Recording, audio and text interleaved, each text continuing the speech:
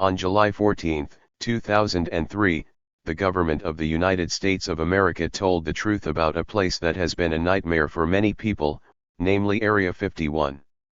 Today I will tell you a few stories from a number of urban legends, and first of all I would like to start with the creepy Area 51 project called Abigail.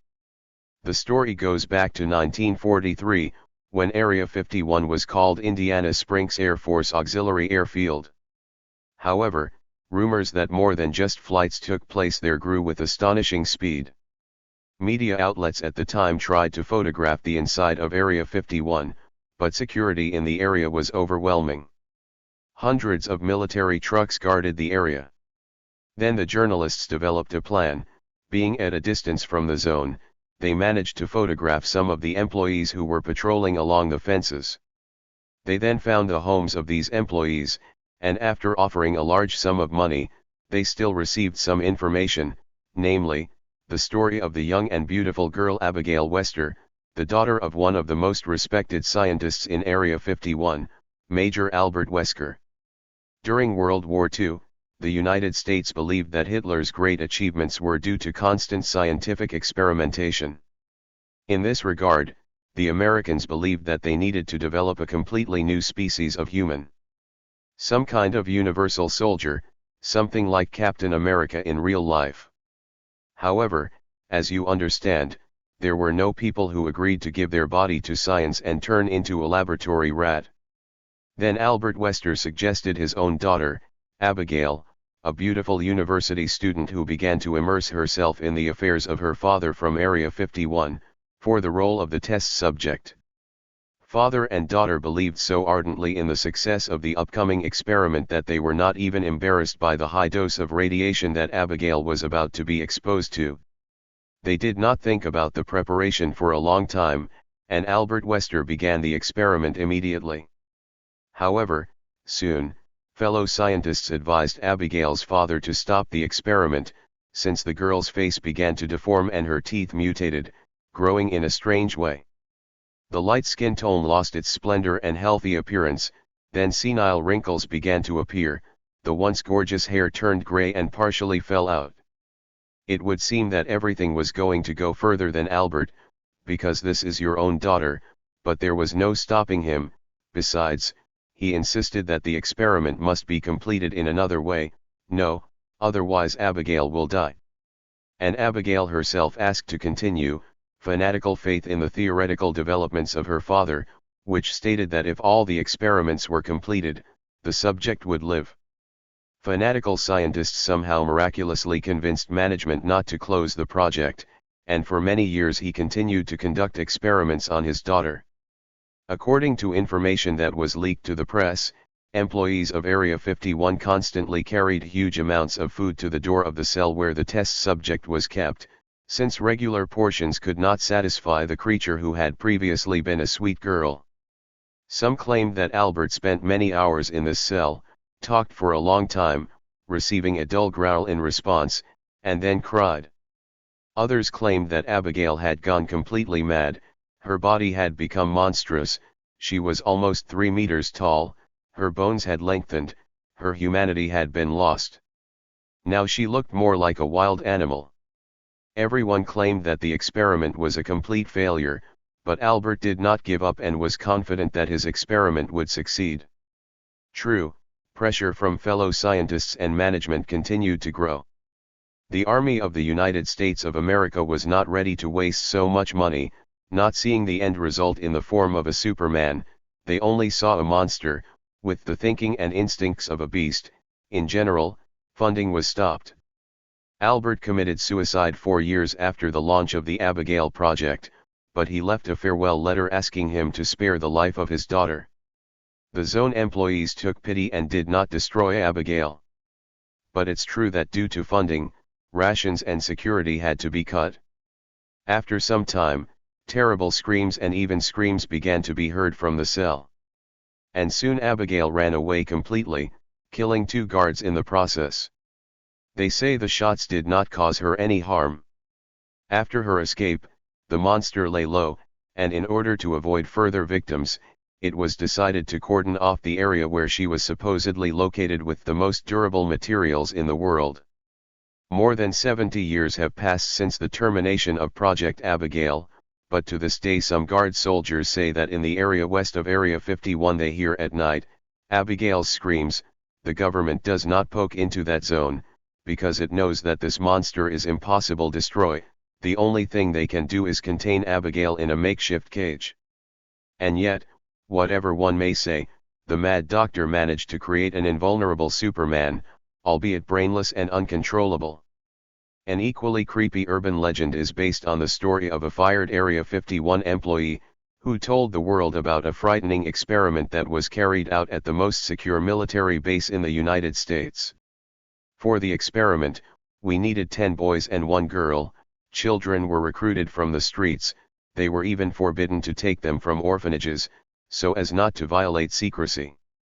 This means that the girl had a sample of extraterrestrial origin, as we were told, that was implanted into her brain. You know, he was an organic parasite that fed on gray matter. In the spinal cord, the gray matter is located around the central canal, so you see, the parasite quickly grew in order to get to this substance. And another very interesting thing is that with all this, as she grew, you see, the experimental subject's brain performance greatly increased. The boys were placed in a room in front of a large screen, and blindfolds were put on their eyes. Then they brought a girl into this room, and you understand, the test results shocked us. The girl could not only read the thoughts of the boys, but also could display them on the screen, you see, without the use of technical means. And the results of the blood test were also very surprising. The level of leukocytes dropped by almost half, but at the same time the level of platelets increased several times. Do you understand? I don't know about the future fate of these children. They took a non-disclosure agreement from me, you know? I, didn't qualify because I was, well, too, as they said, emotional, and I wasn't allowed to participate in further experiments, you know. Well, then I was fired and placed here in a psychiatric hospital. But, well, so that in case of a leak, no one could believe me, and I've been in the clinic for 2 years already. And yes, I understand, and you understand, and everyone around should understand that it's difficult for me, it's hard for me to believe. I know, I understand, but you understand everything that I said is the pure truth. And the next legend will be connected with an alien, allegedly captured by people and arriving in Area 51. A man who called himself Victor managed to smuggle out a videotape recording the interrogation of the gray alien. The first information about the film appeared on March 13, 1997. She appeared on the Art Bell radio show, which included an interview with Sean David Morton, a professional ufologist. On that broadcast, he stated that the material was fresh, finished in 1996. And Bob Dean, his interlocutor and a well-known UFO expert, insists on examining the recording. After Victor managed to obtain the video recording, he wanted it to be shown as soon as possible on network television. Because Victor knew that if the authorities were able to identify him, he would then be killed, and this would help confirm the authenticity of the film. Victor made offers to many television companies.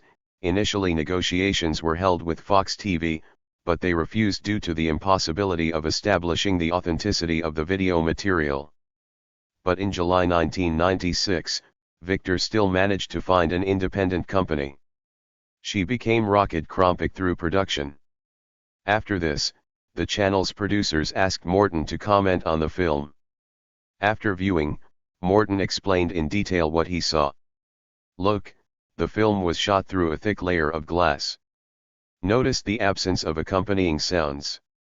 The interrogation was conducted in a darkened room, which was illuminated by a green glow.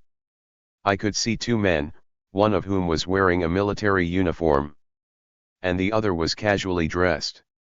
They were positioned with their backs to the camera, on the edge of a long table, which was surrounded by microphones. I also noticed that they were holding some medical devices in their hands. Opposite them sat a small creature with dark eyes, a large head and brown skin. With all this, Morton constantly referred to the unhealthy appearance of the alien guest and his condition. Yes, indeed, the alien was constantly swaying, apparently he was in an unwell state. His skin was pinkish beige, but for some reason part of his head was purple, as if his skull had been bruised. Towards the end of the recording, the creature constantly fell into violent convulsions. For some reason, my mouth opened and closed, and in the end some foam came out of my mouth. After that, the doctors came running to him, and it was at this moment that the recording ended. Everyone had a different opinion about the reliability of this recording. Some believed, some didn't. It is also worth noting that the video recording contains the inscription, DNI 27, which is displayed in the bottom strip of the frame. Most likely it is an encoded time and date. The letters stand for Ministry of Naval Intelligence. It was representatives of this institution that were part of the group responsible for Area 51. The best source for determining the authenticity of the film was a man named Victor, who, of course, did not want to talk about himself for fear that he would be killed. The TV channel producer knows how Victor managed to take the film from the base. According to him, Victor made a copy of the materials, since at that time work was underway to digitize analog tapes, in which this mysterious Victor took part. Then he removed the audio track to hide the identities of the people conducting the interrogation. Well, perhaps that's enough urban legends for today. Don't forget to rate the video and, of course, subscribe to the channel. Thank you all for your attention and bye.